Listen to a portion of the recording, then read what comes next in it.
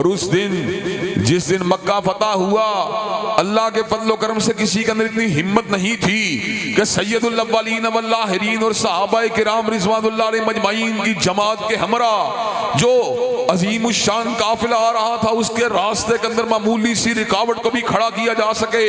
بغیر لڑائی کے، بغیر جنگ کے اللہ تبارک و تعالیٰ نے ہیبت کے ساتھ، روب اور دبدبے کے ساتھ مکے کو فتح فرما دیا۔ حضرات گرامی قدر، اس فتح سے پہلے جو بغیر کسی جنگ کے ہوئی، بغیر کسی لڑائی جھگڑے کے ہوئی، فقط اللہ کی تائید اور فضل سے ہوئی، اس سے پہلے بڑی قربانیاں دی گئی تھی۔ کبھی بلال کے سینے کا پشنگے گرا کو رکھا گیا تھا، کبھی ذوالنیرہ کی آنکھ میں دیا سلائی کو پھیرا گیا تھا، کبھی سمیہ کو اس کی ٹانگوں کو اونٹوں کے ساتھ باندھ کے چیرا گیا تھا۔ اس سے پہلے بڑے بڑے صحابہ کے اوپر ظلم کی جو ہے بڑی بڑی کٹھنائی اور بڑی بڑی تکلیف دہ راتیں آئی تھیں، اور حتیٰ کہ حضرت رسول اللہ کے راستے کے اندر بھی کانٹوں کو بچھایا گیا تھا، ان کے اوپر بھی پتھروں کو برسایا گیا تھا۔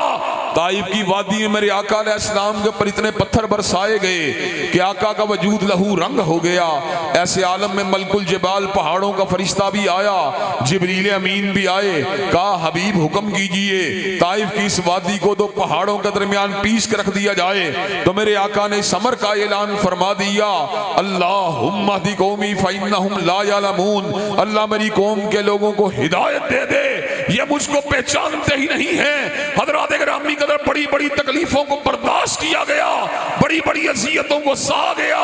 اور مجھے یہ کہنے کے اندر کسی قسم کا کوئی جھجک نہیں ہے، کسی قسم کی کوئی ہچکچاہٹ نہیں ہے کہ دنیا میں سب سے زیادہ باوفا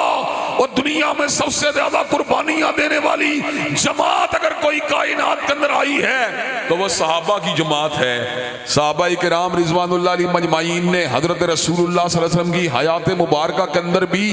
دین کے لیے قربانیاں دی، جنگوں کو لڑا، کفار کا مقابلہ کیا، اور آقا علیہ السلام کی رحلت کے بعد بھی وہ اسی مشن عظیم کے اوپر کاربند رہے۔ حضرت صدیق نبی زمین کے پر اللہ کے دین کا گلگلہ مچا دیا، حضرت فاروق نے بھی دین کا نفاذ فرما دیا، حضرت عثمان نے بھی دین کو نافذ فرما دیا، حضرت علی المرتضیٰ نے بھی دین کو نافذ فرما دیا، سیدنا حسن نے بھی دین کو نافذ فرما دیا، سیدنا امیر معاویہ نے بھی دین کو نافذ فرما دیا۔ رضوان اللہ علیہ مجمعین اگر صحابہ نہ ہوتے